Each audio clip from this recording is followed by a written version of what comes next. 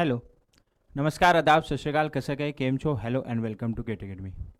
दोस्तों, जो तुम लोग का आज स्ट्रेंथ ऑफ मटेरियल का weekly test, open weekly test third हुआ है, जिसका सिलेबस था thermal stress and strain and shear force diagram and bending diagram in beam. आज अब उसका हम लोग वीडियो सॉल्यूशन के थ्रू क्वेश्चंस को डिस्कस करेंगे जो भी टेस्ट में आए थे। क्या था पहला क्वेश्चन? स्ट्रेंथ ऑफ मटेरियल का था ना। क्वेश्चन में क्या दिया है, ये एक बार है जो दोनों तरफ से रेस्ट्रिक्टेड है, इसका टेम्परेचर इंक्रीज कर रहे हैं हम लोग 50 डिग्री सेल्सियस। जब भी डेल्टा टी लिखा है मतलब और प्लस 50 मतलब टेम्परेचर इंक्रीज हो रहा है, माइनस लिखा है तो डिक्रीज हो रहा है अगर क्वेश्चन में मेंशन नहीं है। इसका कोफिशिएंट ऑफ थर्मल एक्सपांशन है 10 × 10⁻6 पर डिग्री सेल्सियस। इसके मटेरियल का यंग मॉडुलस है 200 गीगा पास्कल और हम लोग को क्या निकालना है, इस बार में कितना मैक्सिमम नॉर्मल स्ट्रेस इंड्यूस होगा। क्लियर? अच्छा, ये दोनों तरफ से रेस्ट्रिक्टेड है, मतलब इस बार का टोटल लेंथ ना तो बढ़ सकता है ना ही कम हो सकता है। लेकिन यहाँ दिक्कत क्या है, पहले मैं इस डायग्राम को सेपरेटली बना लेता हूँ। दिक्कत क्या है कि ये दोनों तरफ से रेस्ट्रिक्टेड है, मतलब इसका लेंथ क्या होना चाहेगा, बढ़ना चाहेगा, बट एक्चुअल में इसका लेंथ कभी ना बढ़ सकता है ना कम हो सकता है। क्यों? क्योंकि दोनों तरफ से रेस्ट्रिक्टेड है। समझ में? पॉइंट को मैं ए बोलूँ, इस पॉइंट को अगर मैं बी बोलूँ, इस पॉइंट को सी बोलूँ।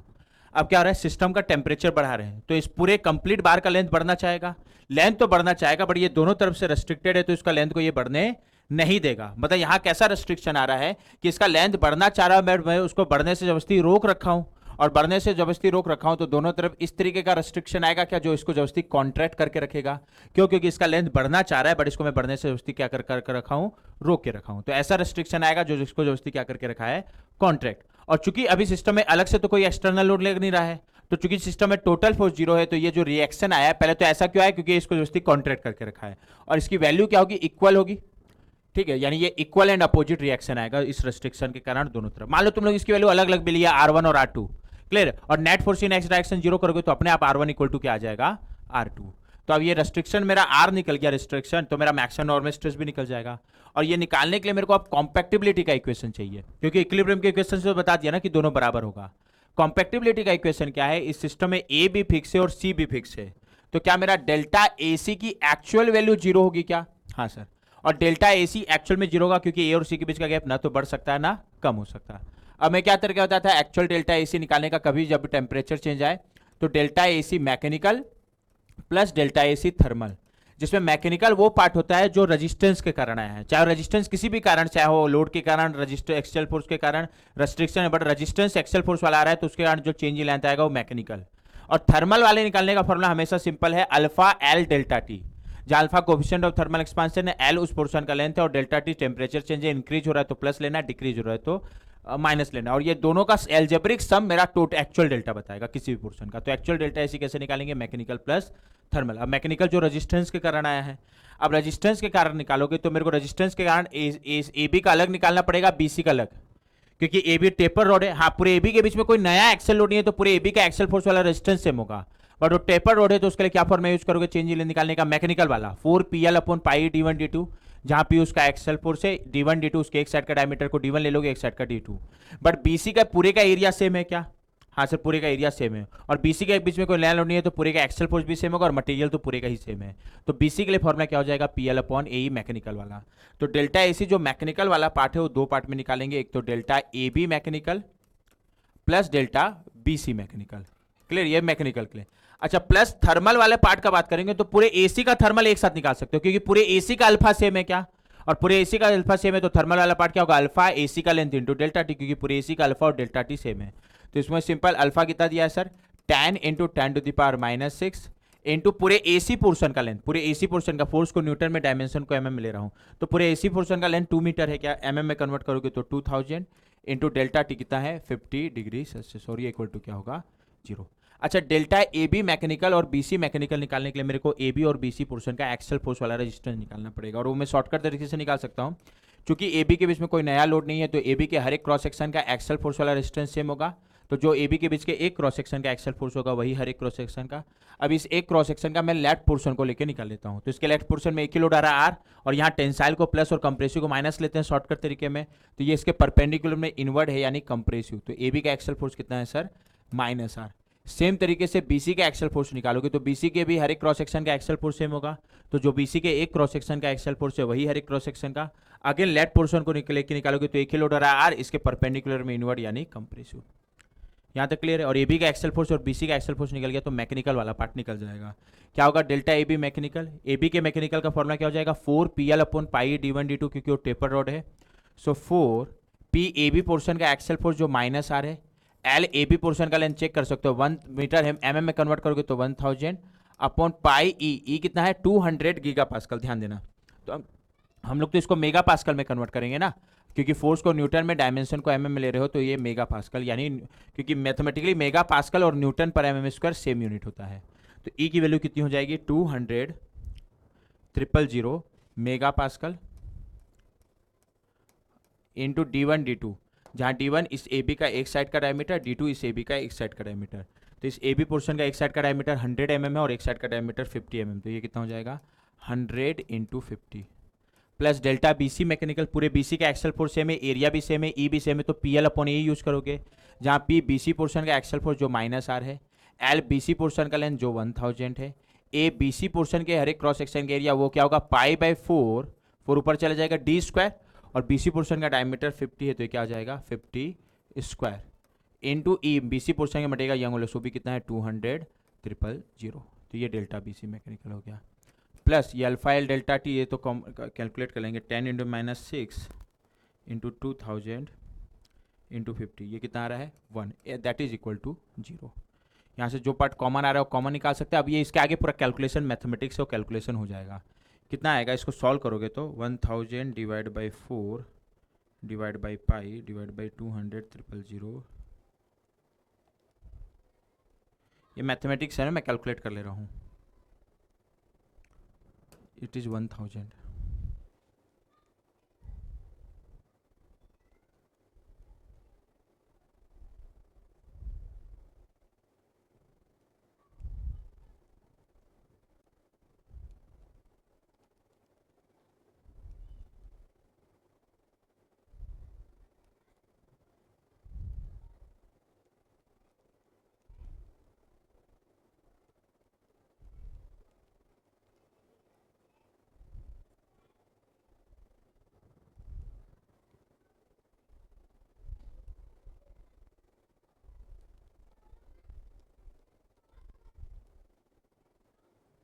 क्लियर है।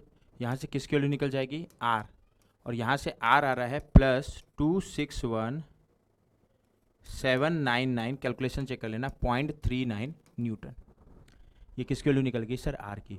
और जैसे ही आर आ गया तो ए बी का एक्सेल फोर्स भी माइनस आ रहे, बी सी का एक्सेल फोर्स भी माइनस आ रहे, तो ए बी का एक्सेल फोर्स आ गया कितना 2617 माइनस साइन के साथ, मतलब नेचर कंप्रेसिव होगा 99, वो तो पहले से पता, खैर नेचर कंप्रेसिव होगा 0.39। बी सी का एक्सेल फोर्स भी माइनस 261799.39 न्यूटन। और मेरे को क्या निकालना, ओवरऑल मैक्सिमम नॉर्मल स्ट्रेस का मैग्नीट्यूड, ठीक है, नेचर तो पूरे में ही कंप्रेशन है, तो ओवरऑल मैक्सिमम नॉर्मल स्ट्रेस कैसे निकालोगे, अगर मैं ए बी का मैक्सिमम निकालूं बी सी का मैक्सिमम निकालूं, दोनों में जो ज़्यादा है।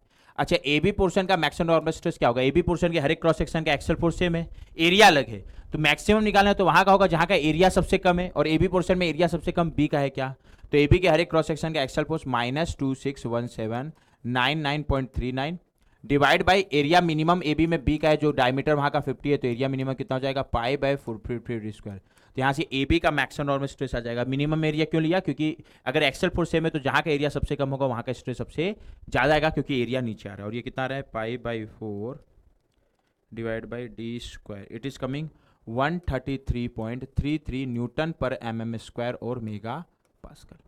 Clear point.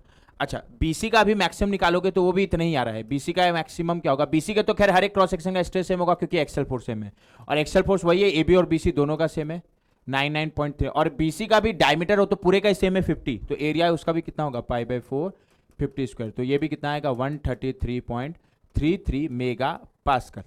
माइनस लिखना चाहो तो लिख दो, बताएगा इसका नेचर जो कंप्रेसिव है, बाकी दोनों ही बराबर है, तो ओवरऑल मैक्सिमम कितना होगा 133.33 मेगा पास्कल। उसका नेचर अलग से पूछता है तो टेंस कम, चूंकि नेगेटिव है तो कंप्रेसिव।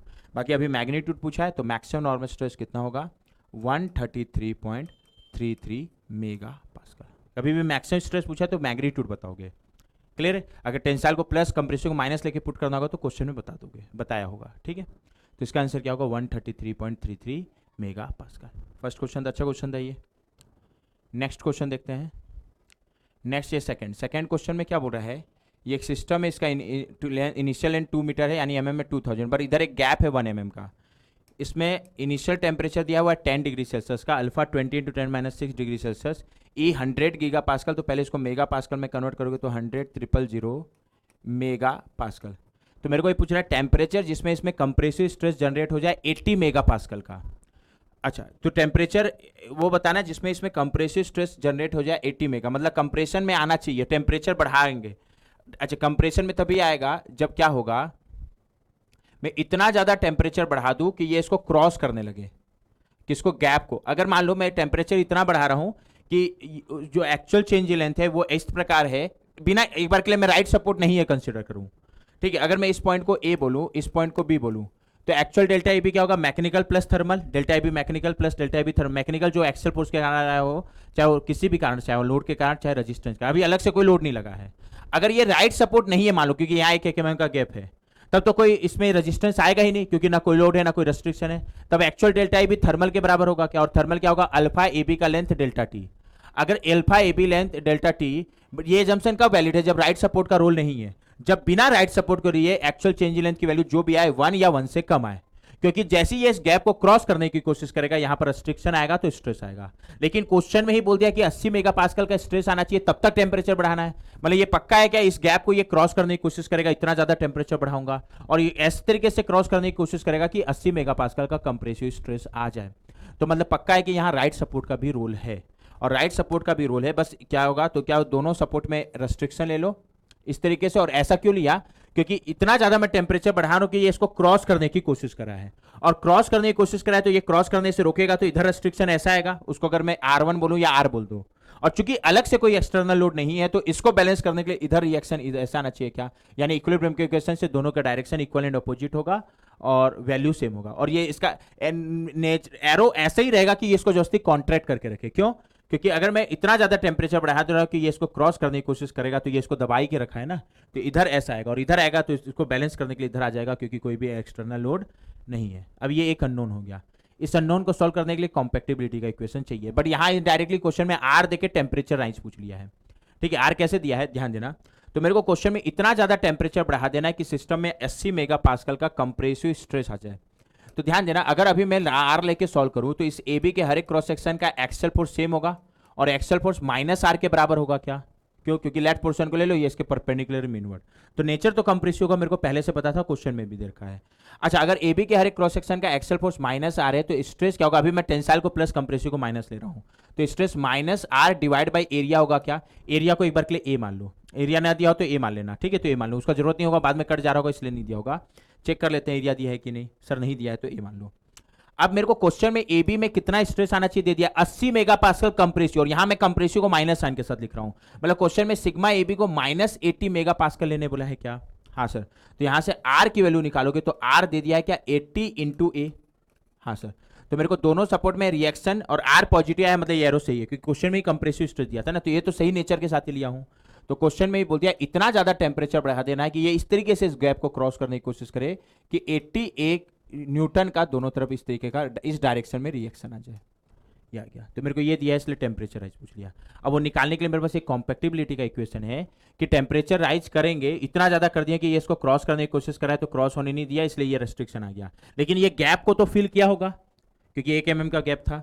तो मेरे पास यहाँ कॉम्पैक्टिबिलिटी का इक्वेशन क्या है कि एक्चुअल डेल्टा ए बी जो मेरा होगा गैप यानी 1 mm के बराबर होगा, और चूंकि यहाँ रेजिस्टेंस आ रहा है तो एक्चुअल डेल्टा ए बी कैसे निकालोगे, delta A B mechanical plus delta A B thermal, जिसकी एक्चुअल वैल्यू 1 mm कर रहा है। ये एक्चुअल, कभी भी एक्चुअल डेल्टा ए बी निकालने का एक ही तरीका है, delta A B mechanical plus delta A B thermal. Mechanical यानी जो रेजिस्टेंस या एक्सल फोर्स के कारण आया हो, चाहे वो किसी भी कारण से आया हो, और थर्मल हमेशा क्या होता है, alpha L delta T. Unit का ध्यान देना, फोर्स को न्यूटन में, डायमेंशन को mm में।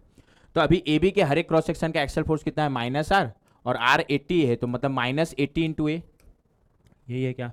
तो डेल्टा ए बी मैकेनिकल क्या हो जाएगा, चूंकि ए बी के हर एक क्रॉस सेक्शन का एक्सल फोर्स एरिया सेम है, तो P L upon A use करोगे।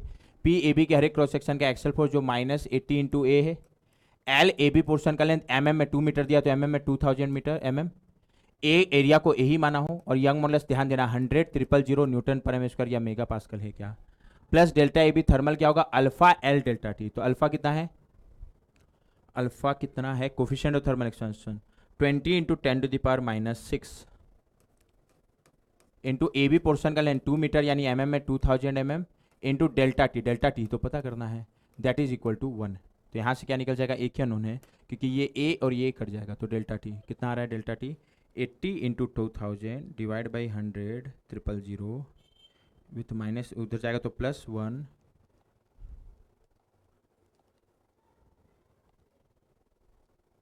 यहाँ से डेल्टा टी आ रहा है मेरा 65 डिग्री सेल्सियस। क्लियर, या degree kelvin, change in temperature Celsius में बोलो या केल्विन में कोई फर्क नहीं पड़ेगा, बट क्वेश्चन में मेरे को टेम्परेचर एट विच यानी फाइनल टेम्परेचर पूछा है। ठीक है, और फाइनल टेम्परेचर पूछा है तो डेल्टा टी क्या होगा sir, final minus initial temperature that is equal to 65। Initial temperature question में 10 डिग्री सेल्सियस दे रखा है क्या, तो फाइनल, चूंकि मैं इनिशियल डिग्री सेल्सियस में पुट कर रहा हूं तो फाइनल भी डिग्री सेल्सियस में आएगा, और कितना आएगा 75 डिग्री सेल्सियस। तो टेम्परेचर एट विच जिसमें इतना मेगा पास्कल का कंप्रेसिव स्ट्रेस जनरेट हो जाएगा वो कितना है इस क्वेश्चन में 75 डिग्री सेल्सियस, और क्वेश्चन में डिग्री सेल्सियस में ही पूछा है। अच्छा क्वेश्चन था ये भी, ये वर्कबुक का क्वेश्चन नंबर 2। नेक्स्ट क्वेश्चन ध्यान देना, क्या हो रहा है, uh cube of side 1 metre, मतलब हर डायरेक्शन का initial length 1 metre that is mm में 1000 mm है, is restricted to deform in X and Y, मतलब एक्स एंड वाई डायरेक्शन का लेंथ चेंज होना चाहे तो भी नहीं हो सकता।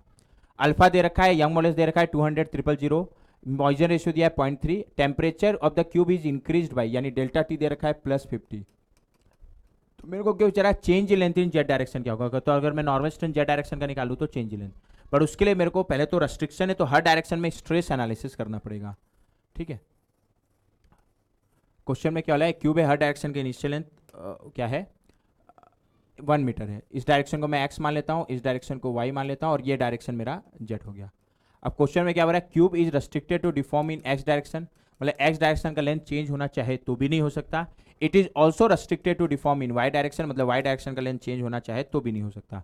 z डायरेक्शन में कार्य में कुछ नहीं बोला है, और x डायरेक्शन का लेंथ चेंज होना चाहिए, मतलब एक्चुअल एप्सिलॉन x क्वेश्चन में 0 और एक्चुअल एप्सिलॉन y 0 लेने बोला है, क्या, क्योंकि x और y डायरेक्शन रेस्ट्रिक्टेड है। अच्छा, लेकिन हम लोग सिस्टम का टेम्परेचर बढ़ा रहे हैं, और टेम्परेचर बढ़ा रहे हैं तो हर डायरेक्शन का लेंथ बढ़ना चाहेगा, हाँ से बढ़ना चाहेगा, बढ़ पा रहे कि नहीं वो अलग बात है, मतलब एक्स डायरेक्शन का भी लेंथ बढ़ना चाहेगा, लेकिन ये रेस्ट्रिक्शन एक्स के लेंथ को बढ़ने नहीं दे रहा, मतलब मैं एक्स डायरेक्शन के लेंथ को जबरदस्ती कॉन्ट्रैक्ट करके रखा हूँ क्या, तो एक्स डायरेक्शन में एक ऐसा कंप्रेसिव स्ट्रेस आएगा जो इसको कॉन्ट्रैक्ट करके रखा है, मान लो इसको एक बार के लिए sigma dash. Clear point.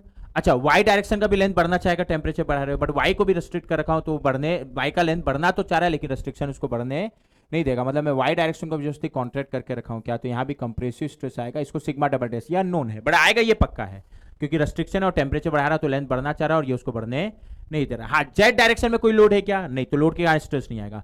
Z direction में कोई रेस्ट्रिक्शन है क्या, नहीं, मतलब जेड डायरेक्शन में जो होना चाहे हो सकता है, तो जेड डायरेक्शन में कोई भी स्ट्रेस नहीं आएगा, और जेड में नहीं है तो मेरे को सिग्मा जेड जेड पहले से पता है कितना है 0, सिग्मा एक्स फॉर्मूले में टेंसाइल को प्लस कंप्रेसिव को माइनस लेते हैं ना, तो sigma X minus sigma dash होगा, sigma Y Y minus sigma double dash होगा। अच्छा, 2 अननोन है क्या, हाँ सर, तो 2 इक्वेशन चाहिए, और एक्स और वाई पे क्यों स्ट्रेस आया, क्योंकि एक्स और वाई डायरेक्शन रेस्ट्रिक्टेड है, मतलब मेरे को पहले से पता है क्या actual value of epsilon X X 0 होगा और actual value of epsilon Y Y 0 होगा। अब 2 equation 2 unknown, epsilon X X का एक्सप्रेशन लिखो, उसमें सिग्मा एक्स की जगह इतना, वाई वाई की जगह जितना, जेड की जगह इतना, उसको इक्वेट कर दो 0 से, एप्सिलॉन वाई वाई का एक्सप्रेशन लिखो, sigma X sigma Y sigma Z की वैल्यू पुट कर दो, 2 इक्वेशन 2 अननोन सॉल्व हो जाएगा।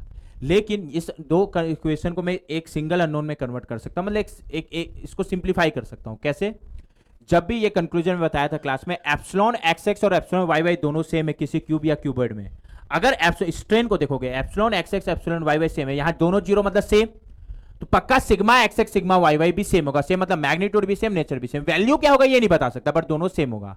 तो अभी मेरा एप्सिलॉन एक्स एक्स और एप्सिलॉन वाई वाई सेम है क्या, हाँ सर, तो मेरा sigma X X sigma Y Y भी सेम होगा, और इसको इस इक्वेशन को यूज किया, कितना होगा ये नहीं बता सकता, अगर बट ये दोनों सेम है तो ये दोनों, जैसे अगर epsilon Y epsilon Z same होता तो sigma Y sigma Z same होता, बट अभी epsilon Y epsilon Z same थोड़ी है, epsilon X epsilon Y same है तो sigma X X sigma Y Y same होगा, तो sigma X X minus sigma dash है तो सिग्मा वाई वाई भी माइनस सिग्मा डैश, मतलब indirectly sigma double dash equal to sigma dash हो जाएगा।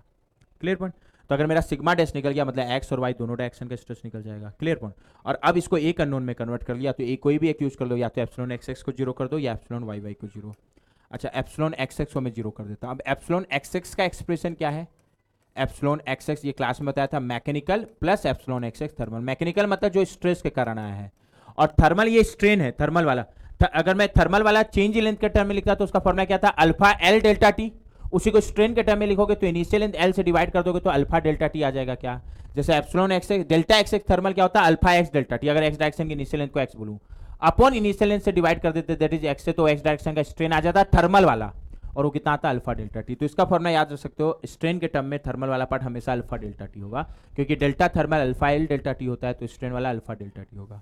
और ये मैकेनिकल वाला कैसे निकालोगे, जो स्ट्रेस के कारण आता है, जिसको निकालने का हमेशा फॉर्मूला क्या होता है क्यूब या क्यूब में 1/e, अगर तीनों डायरेक्शन में नॉर्मल स्ट्रेस आ रहा है तो से अगर मैं एप्सिलॉन एक्सेस निकाल रहा हूं उसका मैकेनिकल वाला फॉर्मूला, तो सिग्मा एक्सेस के साथ 1 रखो और बाकी के साथ माइनस म्यू, तो minus mu sigma Y Y minus mu sigma Z Z, ये तो हो गया epsilon X mechanical.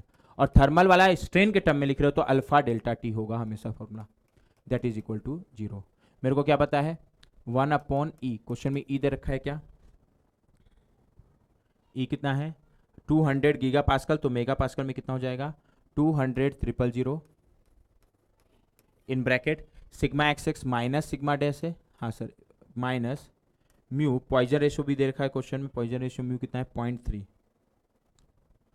0.3 into sigma Y Y भी माइनस सिग्मा डैश है, प्लस सिग्मा जेड जेड 0 है तो वो पार्ट तो 0 हो जाएगा, plus alpha delta T, alpha कितना है 10 इंटू 10⁻6 और delta T 50 plus 50 degree Celsius है, so 10 into 10⁻6 into delta T plus 50 degree Celsius, that is equal to 0। इस पूरे इक्वेशन में एक ही अननोन है सिग्मा डैश, निकल जाएगा क्या, वो पूरा कैलकुलेशन है वो कर लेंगे अपन। मैं डायरेक्ट कर रहा हूँ 10 इंटू 10⁻6 इंटू 50, ये 2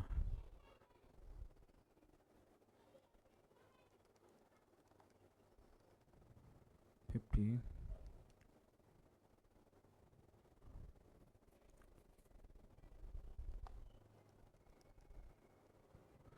यहाँ से सिग्मा डैश आ रहा है 142.857 न्यूटन पर mm स्क्वायर या मेगा पास्कल, और सिग्मा एक्स सिग्मा वाई फॉर्मूले के हिसाब से सिग्मा डैश पॉजिटिव है, मतलब जो एरो लेके चलो सही है, सिग्मा डैश कंप्रेसिव लेके चले तो सही है, बट फॉर्मूले में टेंसाइल को प्लस कंप्रेसिव को माइनस पुट करना है, तो यही इसलिए लिखा हुआ है sigma X sigma equal to minus sigma dash है, माइनस और सिग्मा डैश की वैल्यू जो आई है जिस साइन के साथ पुट कर दो, तो सिग्मा डैश तो पॉजिटिव है ना, क्योंकि सिग्मा डैश तो ऑलरेडी कंप्रेसिव ले रखे हो, तो 142.857 मेगा पास्कल, यानी sigma X sigma Y Y फॉर्मूले के लिए दोनों कितना हो गया -142.857 एंड सिग्मा जेड जेड कितना है 0।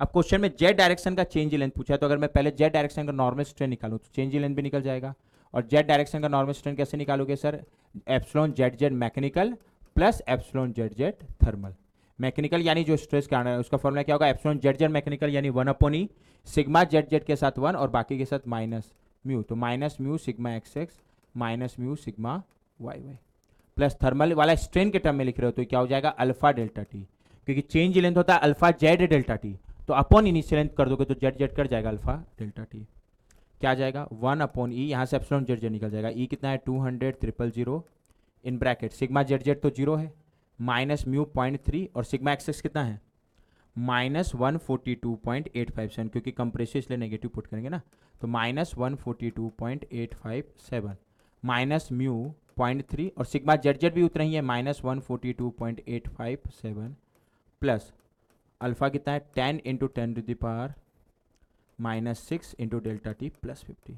तो यहाँ से क्या निकल जाएगा एप्सिलॉन जेड जेड, और वो निकल गया तो change length in Z direction भी निकल जाएगा, क्या कितना आएगा ये माइनस माइनस प्लस हो जाएगा 0.3 into 142.857 into 2 divide by 200,000 plus 10 into 10⁻6 into 50, it is coming 9.28571 into 10⁻4, ये जेड डायरेक्शन का स्ट्रेन है, क्वेश्चन में चेंज लेंथ पूछा है, तो जेड डायरेक्शन का जो नॉर्मल स्ट्रेन है वो किसके बराबर होगा change length in Z direction that is delta Z upon initial length in Z direction, और क्यूब का हर डायरेक्शन का लेंथ 1 मीटर है, तो जेड डायरेक्शन का भी इनिशियल लेंथ कितना होगा 1 मीटर, mm में कन्वर्ट करोगे तो 1000 mm, यहाँ से चेंज लेंथ, और चूंकि इनिशियल लेंथ को mm में रखा हो तो चेंज लेंथ भी किस में आएगा mm में, तो ये कितना आएगा into 1000, it is coming 0.92857 mm, clear. तो पॉइंट के 3 डिजिट तक पुट कर दो, अगर क्वेश्चन में कितने डेसिमल प्लेस तक नहीं पूछा है तो बताया नहीं कहाँ तक पुट करना है,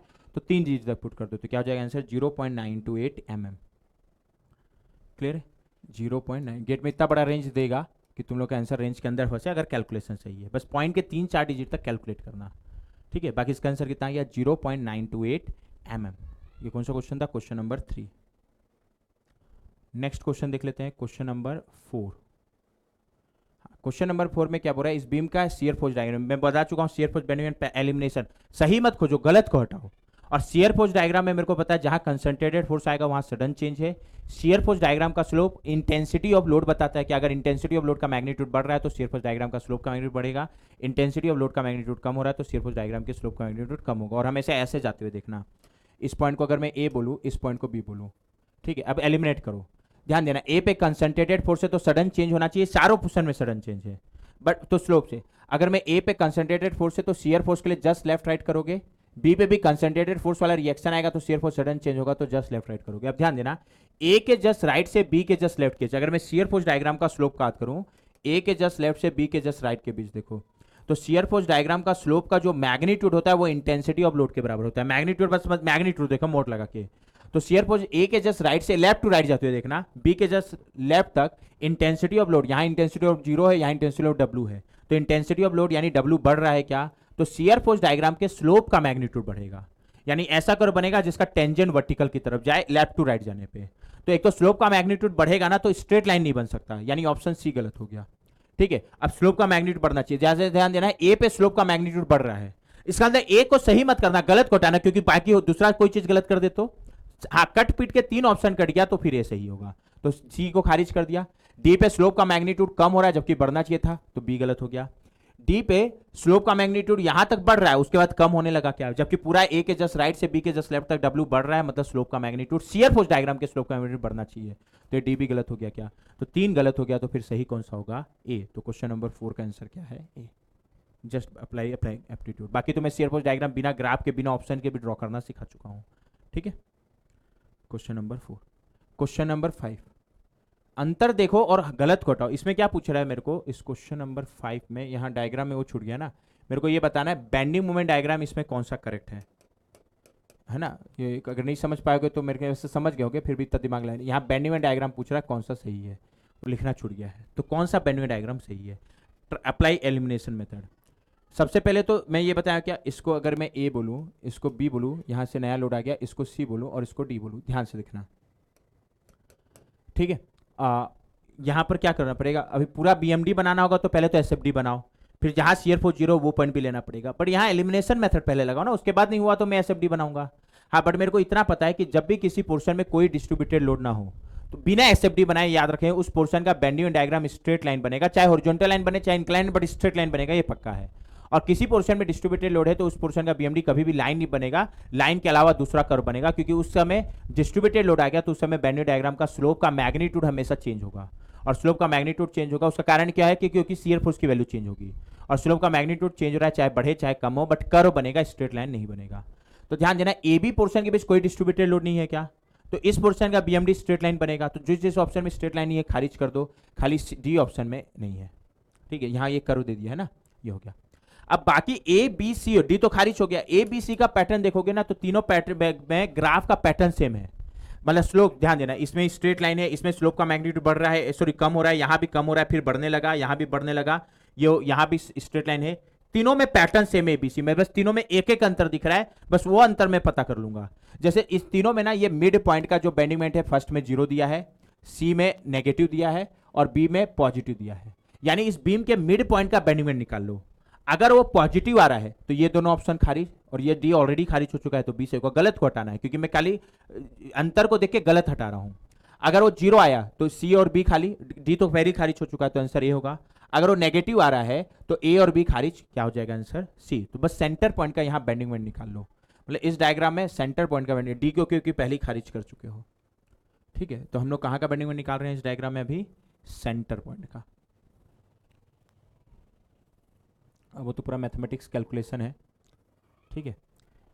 सबसे पहले तो दोनों सपोर्ट का रिएक्शन, ये सिमेट्रिक केस है क्या, पूरा दोनों तरफ इक्वल और रहेंगे तो सपोर्ट भी सिमेट्रिक है और लोडिंग भी देख सकते हो सिमेट्रिक है, और सिमेट्रिक है तो फिर यहाँ रिएक्शन सीधा क्या कर सकते हो, बिना रिएक्शन के टोटल फोर्स देखो, 15 ये नीचे 15 नीचे 30 किलो न्यूटन हो गया, 10 के कारण 6 मीटर डिस्टेंस पे लग रहा है, और यूडीएल है तो उसका एरिया फोर्स हो जाएगा 10, और यूडीएल में इंटेंसिटी इंटू लेंथ कर देंगे तो एरिया निकल जाएगा। तो इसकी इंटेंसिटी 10, कितने लेंथ पे लग रहा है 6, तो फोर्स कितना आएगा 60 kilo Newton, downward 15 downward 15 downward, तो 60 प्लस 15 प्लस 15 कितना होगा 90 किलो न्यूटन डाउनवर्ड। तो रिएक्शन आधा बढ़ जाएगा, और डाउनवर्ड है तो रिएक्शन अपवर्ड आएगा, और 90 का आधा यहाँ कितना आएगा 45 किलो न्यूटन, और यहाँ भी कितना आएगा 45 किलो न्यूटन। अब कहाँ का बेंडिंग मोमेंट निकाल लो, सेंटर पॉइंट का। मान लो सेंटर पॉइंट को मैं ई बोल दिया, ठीक है। ये टोटल ये 6 मीटर है, ये इसका सेंटर पॉइंट, तो ये डिस्टेंस कितना होगा 3 मीटर। अब इस सेंटर पॉइंट का बेंडिंग मोमेंट मैं लेफ्ट पोर्शन को लेकर निकाल लेता हूँ, ठीक है। और जब भी बेंडिंग मोमेंट निकाल रहे हो तो स्टैंडर्ड साइन कन्वेंशन क्या होता है, फोर्स का बेंडिंग मोमेंट है तो फोर्स अपवर्ड है तो हमेशा बेंडिंग मोमेंट पॉजिटिव होगा, डाउनवर्ड है तो नेगेटिव होगा। तो सेंटर पॉइंट का बेंडिंग मोमेंट लेफ्ट पोर्शन में कितने लोड आ रहे हैं 3, एक ये एक ये एक, इसके कारण ये फोर्स है 15, इसका ई से डिस्टेंस कितना है 6 मीटर, फोर्स डाउनवर्ड है तो बेंडिंग मोमेंट नेगेटिव, इसके कारण कितना आएगा 45, इसका ई से डिस्टेंस कितना है 3, और फोर्स अपवर्ड है तो ये पॉजिटिव आएगा क्या 45 इंटू 3, और ये पॉजिटिव। इतने यूडीएल के कारण, इसके लेफ्ट पोर्शन में इतना यूडीएल, इतने यूडीएल के कारण फोर्स क्या होगा, इसका एरिया क्या होगा, इंटेंसिटी 10, लेंथ 3 मीटर में लग रहा है तो फोर्स 30 न्यूटन। कहाँ ऐड करेगा, इसके सेंट्रॉइड पे, इसका सेंट्रॉइड इसके बीचों बीच, यानी ये डिस्टेंस 1.5 होगा क्या। तो इतने यूडीएल के कारण पहले तो फोर्स कितना है 30, और इसके सेंट्रॉइड का ई से परपेंडिकुलर डिस्टेंस कितना है 1.5, और ये फोर्स डाउनवर्ड है तो बेंडिंग मोमेंट नेगेटिव होगा क्या, तो ये ई का बेंडिंग मोमेंट आ गया। और ये कितना आ रहा है -15, 6 जा 90, और ये कितना हो जाएगा -45, यानी -135 सॉरी, प्लस 45 इंटू 3 करोगे तो 135, यानी सॉल्व करने पे कितना आ रहा है 0। और चूंकि ई का बेंडिंग मोमेंट यानी सेंटर का बेंडिंग मोमेंट 0 है तो डी खारिज हो गया क्योंकि यहाँ पॉजिटिव दिया है, सी खारिज हो गया क्योंकि यहाँ नेगेटिव दिया है। तो एक ही ऑप्शन बचा क्या, कौन सा ऑप्शन ए। तो इसका करेक्ट आंसर कौन सा हो जाएगा सर, ऑप्शन ए, क्योंकि बी सी डी खारिज हो गया। ये कौन सा क्वेश्चन नंबर था, क्वेश्चन नंबर 5। क्लियर है। अब नेक्स्ट क्वेश्चन पे मूव करते हैं, क्वेश्चन नंबर 6। इसको मैं कंक्लूजन बता चुका था, ये पूरा डेरिवेशन कराए हैं क्लास में, और उसके कंक्लूजन के मैं बोला था याद रखना। क्या था कंक्लूजन, यहाँ पूरे में कौन सा है, ओवर हैंगिंग बीम है जिसमें पूरे में यूडीएल लग रहा है और दोनों तरफ इक्वल ओवर हैंगे। तो इसमें मैं एक कंक्लूजन बताया था क्या, इसका कि इसका जो बीएमडी बनेगा ना, पूरे में अगर इक्वल ओवर हैंग है, सॉरी पूरे में अगर यूडीएल आ रहा है ओवर हैंगिंग बीम में, और दोनों तरफ अगर इक्वल ओवर हैंगे, मान लो इधर का और इक्वल ओवरहैंग, इस साइड के ये ओवरहैंग को ए बोल दे रहा हूं, और पूरे बीम के लेंथ को अगर मैं कैपिटल एल बोला हूं, देख लेना इसमें भी वही नोटेशन लिया है कि नहीं। तो इसका जो बीएमडी बनेगा ना, इसका बीएमडी में एक पैटर्न पहले तो ये है कि अगर मेरा सेंटर पॉइंट को ध्यान रखना, मान लो मैं सेंटर पॉइंट को ई बोल रहा हूं, बाकी पूरा पैटर्न सेम होगा। तो अगर मेरा सेंटर पॉइंट के बेंडिंग मोमेंट का मैं बात करूं तो यहां सेंटर पॉइंट का बेंडिंग मोमेंट पॉजिटिव होगा अगर मेरा 4a कैपिटल एल से कम है, जहां ए इस साइड का इक्वल हो रहेंगे और L total length of the beam है। बट सर क्या पूरे में वो यूडीएल होना चाहिए और इक्वल हो रहेंगे होना चाहिए दोनों साइड। सेंटर पॉइंट का बेंडिंग मोमेंट 0 होगा अगर 4a इक्वल टू एल है, और सेंटर पॉइंट का बेंडिंग मोमेंट नेगेटिव होगा अगर 4a greater than capital L है। ठीक है, ये हो गया। और इसका जब बीएमडी बनाते हैं ना, ये पैटर्न को मेरे को ध्यान रखना है, इसका जब बीएमडी बनाओगे तो कुछ कैसा बनता है, ध्यान देना। यहां तक का तो पैटर्न यही रहेगा, ये होगा। ठीक है, बस आएगा अंतर सेंटर पॉइंट पे। अगर 4a एल से कम है तो सेंटर पॉइंट का बेंडिंग मोमेंट पॉजिटिव होगा, तो ये पॉजिटिव मतलब यहां कहीं आएगा क्या, तो ग्राफ कुछ ऐसा बनेगा, ग्रीन ग्राफ। ये ग्रीन ग्राफ कब बनेगा, जब 4a मेरा लेस देन एल है। अगर 4a इक्वल टू एल है तो सेंटर पॉइंट का बेंडिंग मोमेंट 0 होगा, तो मेरा ये वाला ब्लू वाला ग्राफ बनेगा। ये ब्लू वाला ग्राफ कब बनेगा, जब मेरा 4a इक्वल टू एल है। और अगर मेरा 4a ग्रेटर देन एल है तो सेंटर पॉइंट का बेंडिंग मोमेंट नेगेटिव होगा, तो मेरा ये येलो वाला ग्राफ बनेगा। येलो वाला ग्राफ कब बनेगा, जब 4a greater than capital L है। अब ध्यान देना, मेरे को क्वेश्चन में पॉइंट ऑफ कॉन्ट्राफ्लेक्चर पूछा है, तो अगर 4a पॉइंट ऑफ फ्लेक्चर क्या होता है, जब बेंडिंग मोमेंट सैगिंग से हॉगिंग या हॉगिंग से सैगिंग या पॉजिटिव से नेगेटिव या नेगेटिव से पॉजिटिव हो। तो अगर 4a लेस देन एल है तो बीएमडी ये बना है क्या, ये, यानी यहाँ ये एक पॉइंट ऑफ कॉन्ट्राफ्लेक्चर हो गया ये, क्योंकि इससे पहले बेंडिंग मोमेंट नेगेटिव इसके बाद पॉजिटिव, यहाँ इससे पहले पॉजिटिव इसके बाद नेगेटिव, तो कितने पॉइंट ऑफ कॉन्ट्राफ्लेक्चर मिलेंगे, 2। तो अगर मेरा सेंटर पॉइंट का इस केस में बेंडिंग मोमेंट पॉजिटिव है तो उस केस में कितने पॉइंट ऑफ कॉन्ट्राफ्लेक्चर मिलते हैं, 2। पर जब सेंटर पॉइंट का बेंडिंग मोमेंट 0 है तो ध्यान देना, इस पूरे बीएमडी को फोकस कर सकते हो, पूरे का बेंडिंग मोमेंट नेगेटिव है, यहाँ का 0 है, बट कभी भी नेगेटिव से पॉजिटिव गया क्या, नहीं गया। मतलब इस केस में एक भी पॉइंट ऑफ कॉन्ट्राफ्लेक्चर नहीं है क्या, तो इस केस में एक भी पॉइंट ऑफ कॉन्ट्राफ्लेक्चर नहीं है। वैसे इस केस में पूरा बीएमडी नेगेटिव साइड है, तो इस थर्ड केस में भी कोई भी पॉइंट ऑफ कॉन्ट्राफ्लेक्चर नहीं है। मतलब अगर जब सेंटर पॉइंट का बेंडिंग मोमेंट पॉजिटिव और कब होगा, जब 4a is less than L, उस केस में 2 पॉइंट ऑफ कॉन्ट्राफ्लेक्चर होंगे और रेस्ट ऑफ द केस में कोई भी पॉइंट ऑफ कॉन्ट्राफ्लेक्चर नहीं लाइक करेगा। तो इस क्वेश्चन में एमएसक्यू यानी एक से ज्यादा ऑप्शन सही हो सकता है। पहला चीज तो खाली ए सही हो गया, मान लो इसका क्या सही मेरे को नहीं पता, तो बी सी डी गलत होगा, ये डिसाइड मत करना क्योंकि एमएसक्यू है। पहला ऑप्शन क्या बोल रहा है, beam will have 2 point of contraflexure if 4a is equal to L. तो 4a इक्वल टू एल में एल इक्वल टू 4a दिया, तुम लोग को 4a से याद है तो मैं उस पैटर्न में पढ़ दे रहा हूं। तो उसमें तो 0 पॉइंट ऑफ कॉन्ट्राफ्लेक्चर होता, तो ए गलत है। अगला B, beam will have 2 point of contraflexure when capital L is greater, और कैपिटल एल ध्यान देना टोटल लेंथ ऑफ बीम को बोला है और ईच साइड के ओवरहैंग को मैं ए बोला हूं। तो कितने पॉइंट ऑफ कॉन्ट्राफ्लेक्चर होंगे? 2। जब मेरा एल ग्रेटर देन 4a यानी 4a लेस देन एल है क्या? Clear point.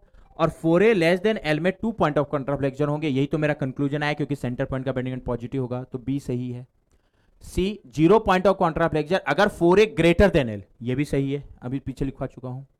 D 0 point of contraflexure if, यहां थोड़ा टाइमिंग एरर है, L is equal to 2a, L is equal to 2a।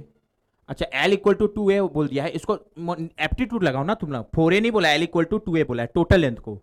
तो इधर ध्यान देना, अगर एल 2a के बराबर है तो ध्यान देना 4a कितना हो जाएगा सर? 2a एल के बराबर है, इसको डबल कर दो तो 4a 2l के बराबर होगा क्या? हाँ सर। और 4a 2l के बराबर यानी 4a ग्रेटर देन एल हो गया क्या? हाँ सर। और 4a जब ग्रेटर देन एल होता है तो उसका में 0 पॉइंट ऑफ कॉन्ट्राफ्लेक्चर होता है क्या? और यही तो मेरे को बोल रहा है क्या? तो ये स्टेटमेंट भी सही है क्या? एप्टीट्यूड लगाओ, ये स्टेटमेंट भी सही है। ध्यान देना, अगर 2a इक्वल टू एल यानी 4a is equal to 2l, 4a equal to 2l। अच्छा 4a 2l के बराबर है, मतलब 4a l से बड़ा है क्या? अब जब 4a l से बड़ा होता है तो कितने पॉइंट ऑफ कॉन्ट्राफ्लेक्चर होते हैं? 0। तो एप्टीट्यूड लगाओ, डी भी सही है। गलती से कई लोग डी को गलत कर दिए होंगे, हो सकता है। तो इसका करेक्ट ऑप्शन क्या क्या होगा? B C D. कई बार ऐसा एप्टीट्यूड चेक करने के लिए ऑप्शन दे सकता है ना। 4a ग्रेटर देन एल या इक्वल टू एल है तो 0 पॉइंट ऑफ कॉन्ट्राफ्लेक्चर, यहाँ 2a l के बराबर लेने बोला है तो 4a 2l के बराबर हो गया, और 4a 2l के बराबर हुआ तो l से ज्यादा है, और जब भी 4a l से ज्यादा है मतलब 0 पॉइंट ऑफ कॉन्ट्राफ्लेक्चर। तो इसका करेक्ट ऑप्शन क्या है? B C and D. अच्छा क्वेश्चन था ये भी, क्वेश्चन नंबर 6। अब नेक्स्ट क्वेश्चन, क्वेश्चन नंबर 7। इस क्वेश्चन में क्या हो रहा है? मैक्सिमम बेंडिंग मोमेंट पूछा है। कभी भी मैक्सिमम बेंडिंग मोमेंट पूछा है ना तो बीएमडी बनाने के लिए जितने पॉइंट चाहिए होते हैं ना, सारा पॉइंट ले लो, बीएमडी बनाने की जरूरत नहीं है, सारे पॉइंट का बेंडिंग मोमेंट का वैल्यू निकालो, उनमें जो सबसे ज्यादा मैग्नीट्यूड आएगा वो मैक्सिमम बेंडिंग मोमेंट हो गया। ठीक है, अब इसके लिए पहले तो दोनों सपोर्ट का रिएक्शन निकाल लो, और ठीक है, और बीएमडी बनाने के लिए क्या क्या पॉइंट लेते हैं? जहां भी नया लोड है, जहां भी पैटर्न चेंज हो रहा है, जहां भी सपोर्ट है उन पॉइंट को ले लो और एंड पॉइंट को। उसके अलावा किसी रीजन में डिस्ट्रीब्यूटेड लोड है तो उस रीजन के बीच में अगर ऐसा कोई पॉइंट आ रहा है जहां का शियर फोर्स 0 है तो वो पॉइंट भी ले लो। जैसे ध्यान देना, इस सपोर्ट को अगर मैं ए बोलूं, ये पूरे में यूडीएल पैटर्न कहीं भी चेंज नहीं हो रहा है तो इस पॉइंट को बी बोल दो। लास्ट में पूरे में कहीं पैटर्न नहीं चेंज हो रहा है, लास्ट पॉइंट है तो उसको सी बोल दिया। ठीक है, ये हो गया। पहले दोनों सपोर्ट का रिएक्शन निकाल लेते हैं। यहाँ के रिएक्शन को आर ए बोल देता हूँ और अपवर्ड ले जाऊँ, अगर एरो गलत होगा तो अपने आप नेगेटिव आ जाएगा। यहाँ के रिएक्शन को आर बी बोल देता हूँ। हाँ, हिंज का हॉरिजॉन्टल रिएक्शन 0 होगा, क्लियर है, क्योंकि अगर लोगे भी हॉरिजॉन्टल रिएक्शन नेट फोर्स इन एक्स डायरेक्शन 0 करोगे तो अपने आप 0 आ जाएगा। अब आर ए आर बी निकालने के लिए इक्विलिब्रियम का इक्वेशन, पहले इक्विलिब्रियम के इक्वेशन से रिएक्शन निकाल लेते हैं। तो पहला इक्विलिब्रियम का इक्वेशन क्या? Net force in Y direction 0 होगा क्या? क्योंकि ये इक्विलिब्रियम में तो वर्टिकल डायरेक्शन के सारे फोर्स लोगे, ऊपर वाले को ऐड करोगे तो नीचे वाले को सब्सट्रैक्ट। तो मैं ऊपर वाले को ऐड कर दूं तो आर ए ऊपर है, ठीक है। इस पूरे यूडीएल के कारण कितना फोर्स आएगा? इसका एरिया निकालोगे तो 10 इंटू 8 80 किलो न्यूटन। कहाँ ऐड करता मानोगे? इसके सेंट्रॉइड पे, उसका सेंट्रॉइड यूडीएल है तो बीचों बीच होगा, ये 8 मीटर तो ये कितना होगा? 4 मीटर। तो इस यूडीएल के कारण फोर्स कितना है? 80 किलो न्यूटन। डाउनवर्ड को ऐड सब्सट्रैक्ट कर रहा हूँ। आरबी अपवर्ड है तो प्लस 30, डाउनवर्ड है तो -30 इक्वल टू 0। तो यहां से एक इक्वेशन आ गया, R A plus R B equal to 110 kilo newton. अगला इक्विलिब्रियम का इक्वेशन क्या है कि किसी भी पॉइंट के अबाउट समेशन ऑफ मूवमेंट 0 कर दो। अब किसी भी पॉइंट के अबाउट कर सकते हो तो मैं सर ए के अबाउट ही कर देता हूं, समेशन ऑफ मूवमेंट 0। और ये इक्विलिब्रियम का इक्वेशन है तो यहाँ कोई स्टैंडर्ड नहीं फॉलो करना, यहाँ कोई भी एक पर्टिकुलर ले लो। अगर मैं अभी क्लॉकवाइज को ऐड करूंगा, एंटी क्लॉकवाइज को सब्सट्रैक्ट, और चूंकि ये इक्विलिब्रियम का इक्वेशन है तो ए के अबाउट सारा मूवमेंट लोगे। तो अगर मैं आर ए का मूवमेंट ए के अबाउट लूंगा तो 0 आएगा। आरबी का मूवमेंट ए के अबाउट क्या आएगा? आरबी इसका ए से डिस्टेंस 8 है तो आरबी इंटू 8, और ये बेंडिंग मोमेंट है ना, तो सॉरी इक्विलिब्रियम का इक्वेशन है तो मूवमेंट चेक करोगे क्लॉकवाइज है कि एंटी क्लॉकवाइज। अभी मैं क्लॉकवाइज को ऐड कर रहा हूं, एंटी क्लॉकवाइज को सर बिना चेक किए नहीं कुछ भी करोगे। तो इसका डायरेक्शन अगर ए के अबाउट देखोगे, आरबी का मूवमेंट का डायरेक्शन ए के अबाउट, तो आरबी के ए के अबाउट जो मूवमेंट आएगा एंटी क्लॉकवाइज, और अभी एंटी क्लॉकवाइज को मैं सब्सट्रैक्ट कर रहा हूं। इस यूडीएल के कारण फोर्स कितना है? 80 किलो न्यूटन। इसका ए से परपेंडिकुलर डिस्टेंस कितना है? 4। तो इसका मूवमेंट क्या आएगा? ए के अबाउट क्लॉकवाइज को मैं क्या कर रहा हूं? ऐड 30 का मूवमेंट 30, और इसका ए से डिस्टेंस कितना है? 10। इसका मूवमेंट ए के अबाउट डायरेक्शन क्या आएगा? क्लॉकवाइज को क्या कर रहा हूं? ऐड, और दैट इज इक्वल टू 0। तो यहाँ एक ही उन्होंने आरबी निकल जाएगा क्या? कितना आ रहा है RB? 80 into 4 plus 300 divide by 8, it is coming 77.5 kilo newton. और आरबी की वैल्यू जो आई है जिस साइन के साथ यहाँ पुट कर दोगे तो आर ए निकल जाएगा। कितना आ रहा है R A? 110 minus 77, 32.5 kilo calculation, और दोनों प्लस आया मतलब जो रिएक्शन का एरो लेके चले वो सही है। ठीक है, डायग्राम को कॉपी कर ले रहा।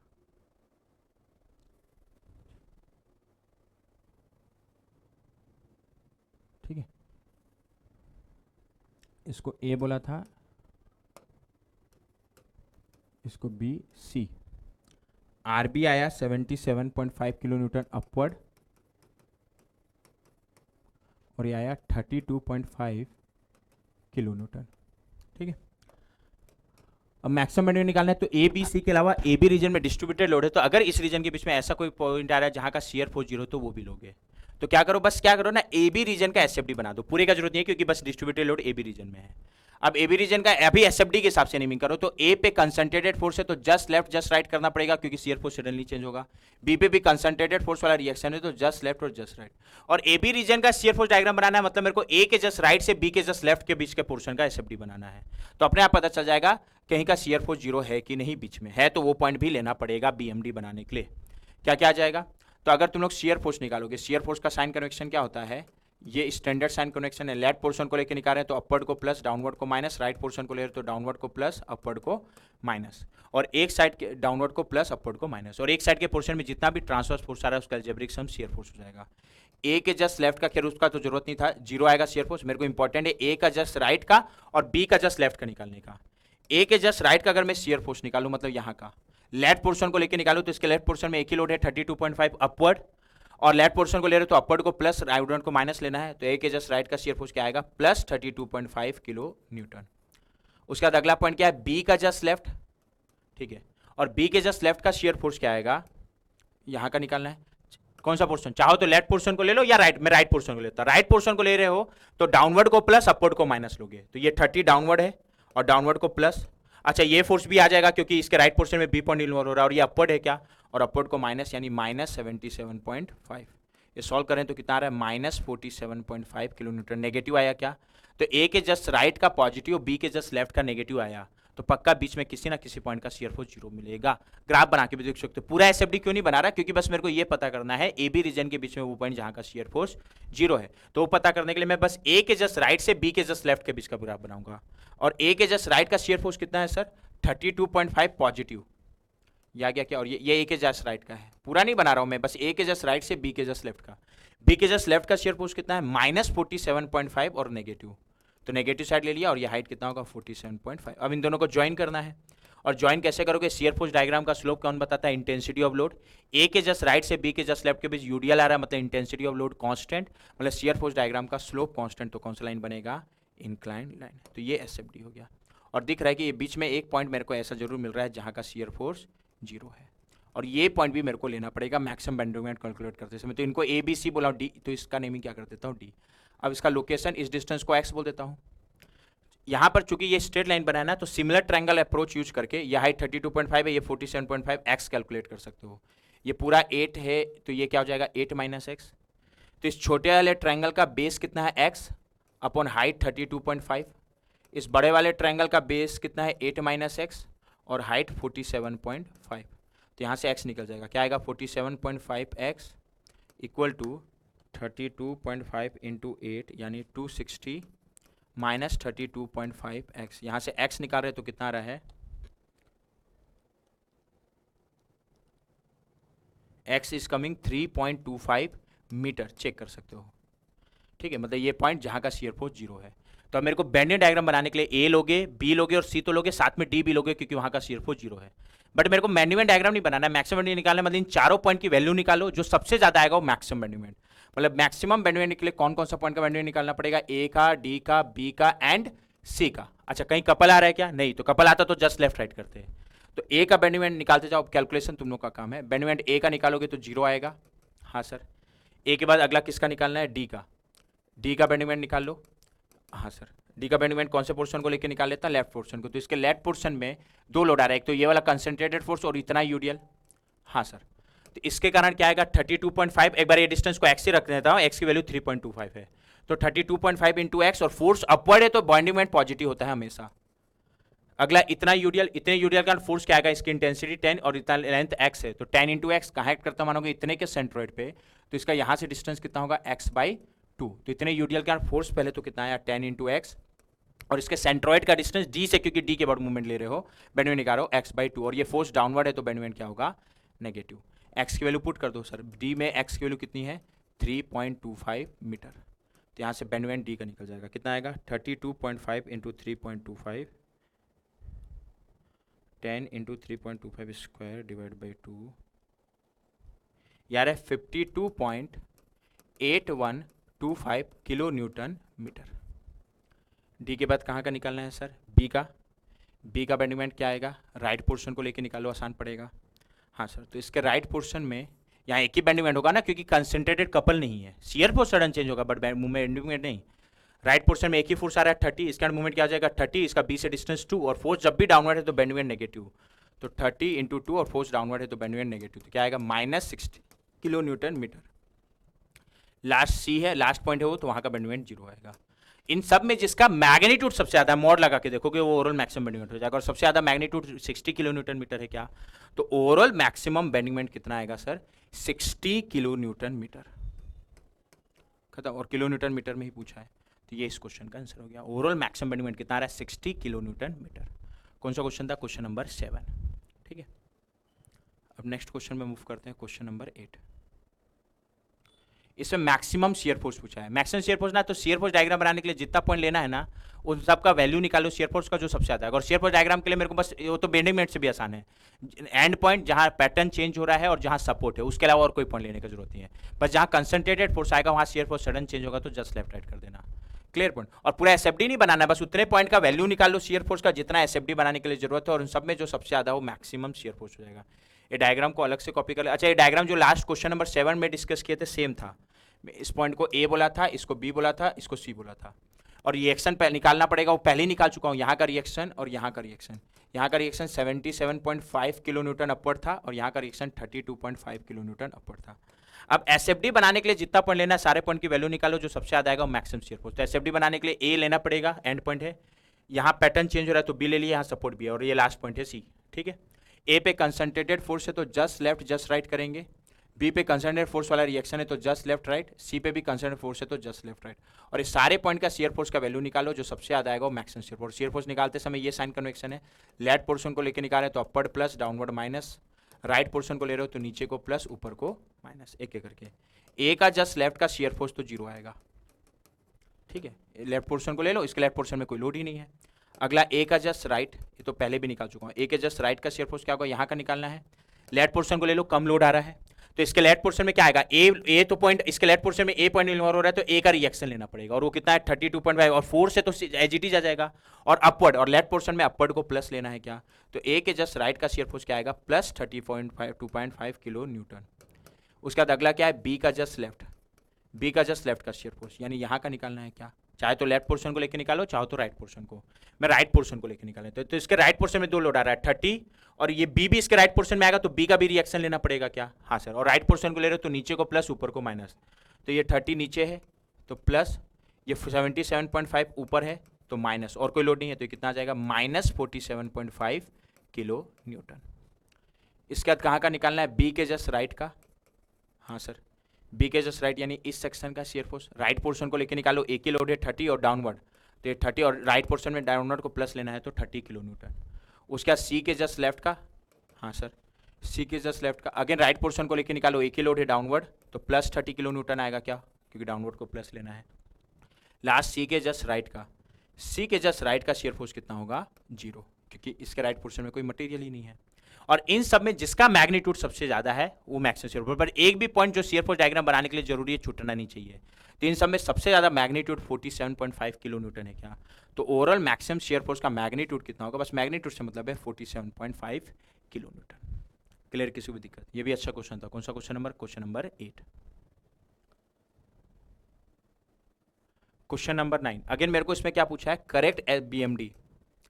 इस तरीके से बार लगा के दिया ना, तो इसका नेट इसके कारण कितना लोड बीम में आएगा, क्योंकि बीएमडी बस बोला है ना, तो बीम के लिए फॉलोइंग बीम मतलब बीम का जानना चाह रहा है। तो पहले तो इसके कारण ना नेट लोड निकालो बीम पे कितना आएगा, फिर पहले ऑप्शंस को एलिमिनेट करना।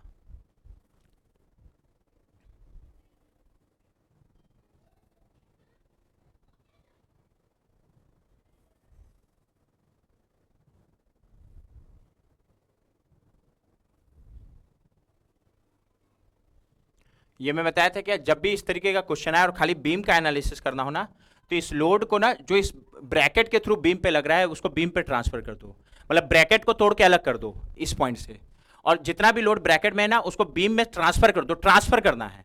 अगर बीम, जैसे अगर मैं मान लो इस पॉइंट को सी बोलूं, तो यहां पर दो पॉइंट आएगा सी का, एक तो ब्रैकेट का सी और एक बीम का सी। तो अगर ब्रैकेट को तोड़ के अलग कर रहे हो ना और बीम के सी पे उसका इफेक्ट पता करना चाह रहे हो, तो सीधा उस लोड को बीम के सी पे ट्रांसफर कर दो। अगर बीम के सी पे पता कर रहे हो, क्योंकि ब्रैकेट के सी में तो उसका अपोजिट हो जाएगा, लेकिन बीम के सी पे ट्रांसफर कर रहे हो तो सीधा ट्रांसफर हो जाएगा। तो मेरे को तो बीम के सी पे ही पता करना है, तो सीधा इस लोड को ट्रांसफर कर दो सी पॉइंट पे, और सी पॉइंट पे ट्रांसफर करोगे तो ये फोर्स 10 किलो न्यूटन का डाउनवर्ड लग रहा है, तो एक तो डायरेक्ट फोर्स ट्रांसफर हो जाएगा 10 किलो न्यूटन डाउनवर्ड, बट इसके यहाँ एक मूवमेंट भी लग रहा है सी के, और कैसा 10 इंटू ए डिस्टेंस 0.5, 10 इंटू 0.5 यानी 5 किलो न्यूटन मीटर का क्लॉकवाइज, और ट्रांसफर करोगे तो यहाँ एक मूवमेंट आ जाएगा 5 किलो न्यूटन मीटर का क्लॉकवाइज बीम के सी पे। क्लियर है? ये डिस्टेंस कितना है 2 मीटर, ये डिस्टेंस कितना है 2 मीटर। दोनों सपोर्ट का पहले रिएक्शन निकाल लेते हैं, या पहले ही एलिमिनेट करना चाहो ना, इसको अगर मैं ए बोलूँ, इसको बी बोलूँ, इसको सी बोलूँ। बेंडिंग डायग्राम पूछा, बी पे कंसंट्रेट कपल है तो बेंडिंग सडन चेंज होगा क्या, जस्ट लेफ्ट राइट, ठीक है। ए और सी पे सडन चेंज नहीं होगा। अच्छा, यहाँ पर जो कंसंट्रेटेड कपल है उसका मैग्नीट्यूड 5 किलो न्यूटन मीटर है क्या, तो जो सडन चेंज है ना उसका हाइट 5 किलो न्यूटन मीटर होगा। जिसमें उसका हाइट 5 किलो न्यूटन मीटर नहीं दिया वो ऑप्शन को पहले ही गलत कर दो, ठीक है। तो पहले खारिज कर दो इससे से, ध्यान देना। तो यहाँ पर ये सडन चेंज ये है, तो इसका हाइट 5 होना चाहिए, तो क्वेश्चन में तो ये 5 दिया, तो ये तो 5 से कम होगा ना, तो एक खारिज हो गया क्या। अच्छा, बी पे ये हाइट 5 दिया, तो ये बी सही हो सकता है, सही है नहीं बोलोगे, सही हो सकता है, अभी तो और भी ऑप्शन है। डी पे ये पूरा हाइट 5 होना चाहिए था, बट यहाँ पर ये हाइट 5 दिया, तो ये भी गलत, क्योंकि 5 से ज़्यादा हो गया सडन चेंज का हाइट। हाँ, यहाँ पर सडन चेंज का हाइट 5 किलो न्यूटन मीटर दिया है, तो सी, बी और सी में कोई एक सही होगा। अब बी सही है कि सी सही है कैसे पता करोगे, तो ध्यान देना, बी में ना यहाँ पर जो अंतर बस देखोगे ना, बी के जस्ट लेफ्ट और बी के जस्ट राइट दोनों जगह का बेंडिंग पॉजिटिव दिया है, जबकि सी में बी के जस्ट लेफ्ट का बेंडिंग नेगेटिव है और बी के जस्ट राइट का पॉजिटिव है। तो क्या करो, बी के जस्ट लेफ्ट और बी के जस्ट राइट का बेंडिंग निकाल लो। अगर दोनों का साइन सेम आया ना तो फिर सी गलत हो गया, दोनों का साइन अपोजिट आया, मतलब एक का पॉजिटिव एक का नेगेटिव आया, तो फिर बी गलत हो गया, ठीक है। हाँ, बट ये हो सकता है कि तुम लोग का यहाँ बी का जस्ट लेफ्ट का नेगेटिव दिया है, मान लो सी सही है एक बार के लिए, बट तुम लोग का बी के जस्ट लेफ्ट का पॉजिटिव आ जाए और बी के जस्ट राइट का नेगेटिव आ जाए, बस वो मिरर इमेज हो जाएगा, वो स्टैंडर्ड साइन कन्वेक्शन से नहीं बना है, तो मिरर इमेज भी सही हो सकता है, ये ध्यान रखना। बट हाँ, मिरर इमेज होगा तो ये दोनों पॉजिटिव दिया तो दोनों नेगेटिव आना चाहिए, यहाँ ये नेगेटिव तो ये पॉजिटिव, तो ये पॉजिटिव नेगेटिव आना चाहिए, मतलब बी के जस्ट लेफ्ट और बी के जस्ट राइट का बेंडिंग का साइन तो अपोजिट आना चाहिए ना। तो बस बी के जस्ट लेफ्ट और राइट का बेंडिंग निकालो, उसके लिए ना दोनों सपोर्ट का रिएक्शन निकाल लेते हैं। क्या आएगा रिएक्शन, जैसे मैं डायरेक्ट निकाल रहा हूँ, सिंपली सपोर्टेड में जब भी फोर्स का रिएक्शन लगा रहे हो, ये फोर्स 10 किलोमीटर बीचों बीच है ना, तो उसका रिएक्शन अपवर्ड आएगा, और ये बीचों बीच है तो आधा आधा बढ़ जाएगा, यानी यहाँ 5 ये 5। अभी ये फोर्स क्या है, कपल के सिंपली सपोर्टेड में रिएक्शन निकालने का डायरेक्ट तरीका क्या है, एक नेट कपल देखो 5 किलो न्यूटन मीटर क्लॉकवाइज, तो ये इसको नीचे ले जाने की कोशिश करा है तो यहाँ रिएक्शन ऊपर, इसको ऊपर ले जाने की कोशिश करा है तो यहाँ रिएक्शन नीचे, और उसकी वैल्यू कितनी होगी, तो नेट कपल कितना है 5 किलो न्यूटन मीटर, दोनों सपोर्ट के बीच का डिस्टेंस कितना है 4, तो ये कितना होगा सर 5/4, कितना आएगा ये 5 divide by 4, it is coming 1.25 kilo Newton, मतलब नेट कपल की वैल्यू अपॉन सपोर्ट के बीच का डिस्टेंस 1.25। अब अगर मैं टोटल रिएक्शन निकालूं इस सपोर्ट का, तो 5 अपवर्ड 1.25 डाउनवर्ड, अपवर्ड वाला ज्यादा है तो ओवरऑल नेट अपवर्ड होगा, और वो कितना होगा 5 minus 1.25, it is coming 3.75 kilo Newton, ठीक है। यहाँ निकालू तो 5 भी ऊपर 1.25 भी ऊपर, तो यहाँ नेट कितना आएगा 6.25 किलो न्यूटन, ठीक है। तो ये नेट रिएक्शन हो गया। अब बेंडिंग मोमेंट निकाल लो, कहाँ का निकाल रहा हूँ, बेंडिंग मोमेंट बी के जस्ट लेफ्ट का, ठीक है।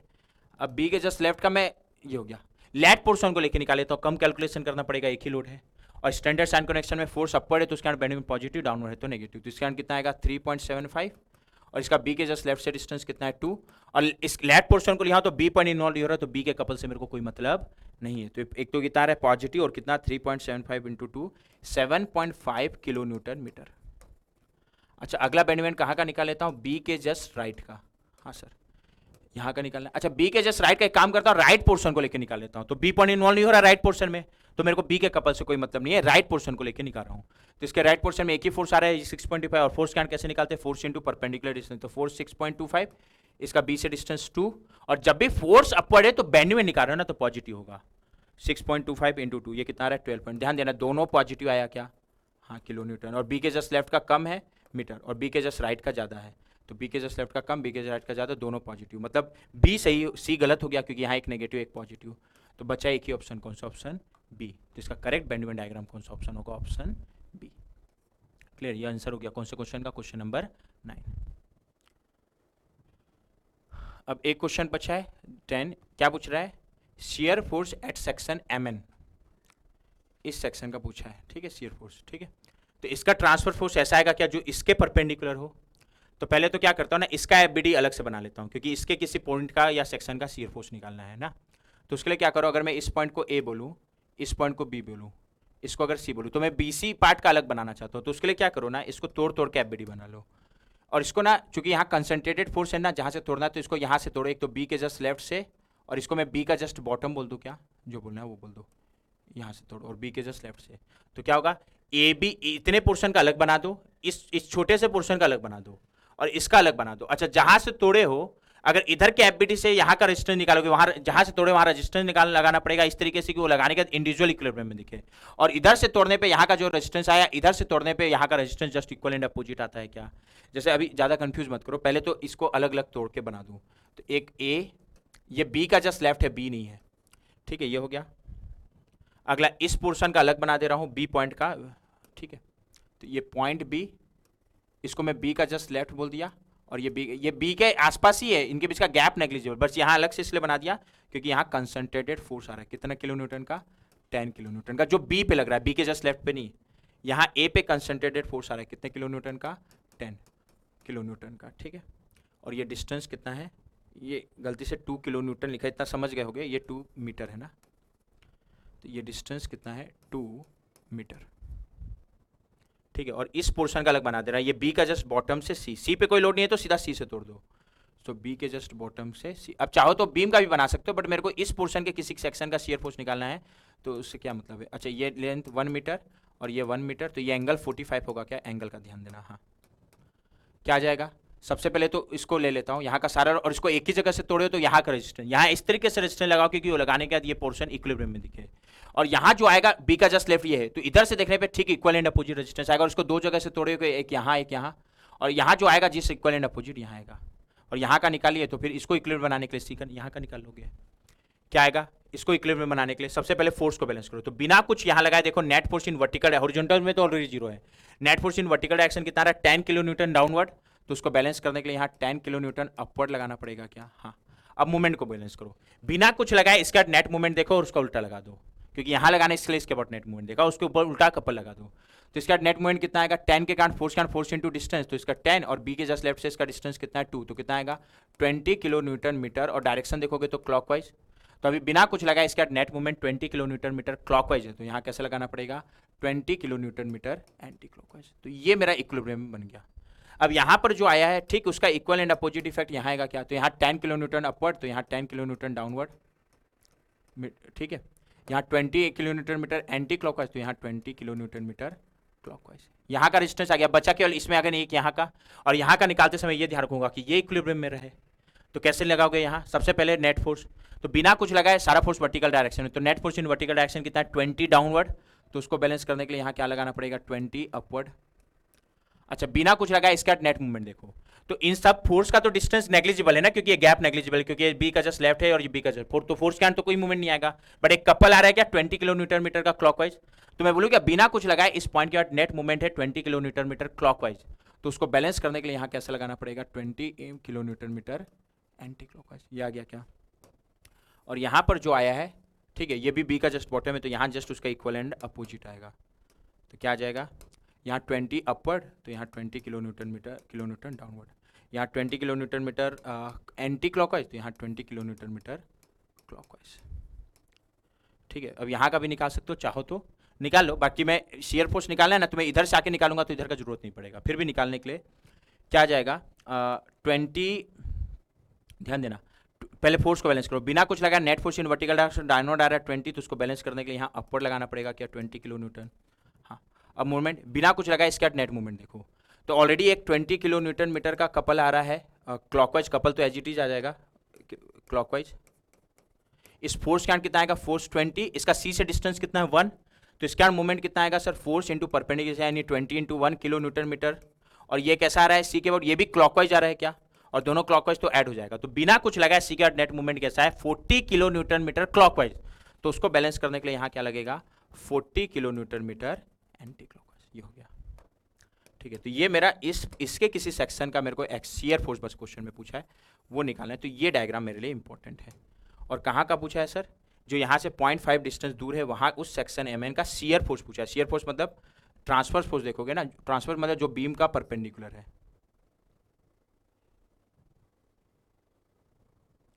तो ध्यान देना ये एंगल 45 है। तो क्या करूँगा, ये जो फोर्स जो है ना इस बीम का ना तो परपेंडिकुलर, इस फोर्स को रिजॉल्व कर दो इस बीम के अलोंग और बीम के परपेंडिकुलर। ये बीम का अलोंग है, ये परपेंडिकुलर। अच्छा ये एंगल 45 है, ये वही लाइन कंटिन्यू है। तो ध्यान देना ये एंगल भी 45 होगा। अच्छा ये 45 तो ये 90 माइनस 45 यानी ये भी 45 होगा क्या?